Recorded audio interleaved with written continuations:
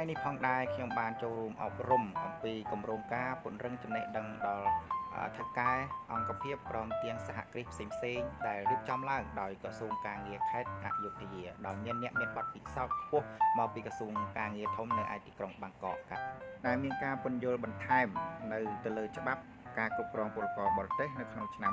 2017ហើយមានការកែប្រែឡើងវិញសារជាថ្មីនៅក្នុងឆ្នាំ2018ពាក់ព័ន្ធទៅនឹងការជួលពលករបរទេសទាំង4សញ្ជាតិគឺសញ្ជាតិជនជាតិកម្ពុជា1ជនជាតិឡាវ2ជនជាតិភូមា3និងជនជាតិវៀតណាម4ពាក់ព័ន្ធទៅនឹងការចូលមកធ្វើការងារថៅកែត្រូវតែដំណើរការទៅតាមច្បាប់នៃក្រសួងការងារដែលបានកំណត់បើពុំនោះទេគឺនឹងមានការកំណត់នៅទោសទណ្ឌទៅតាមទោសនីមួយៗថៅកែក៏ខុសបុគ្គលិកដែលចូលធ្វើការងារ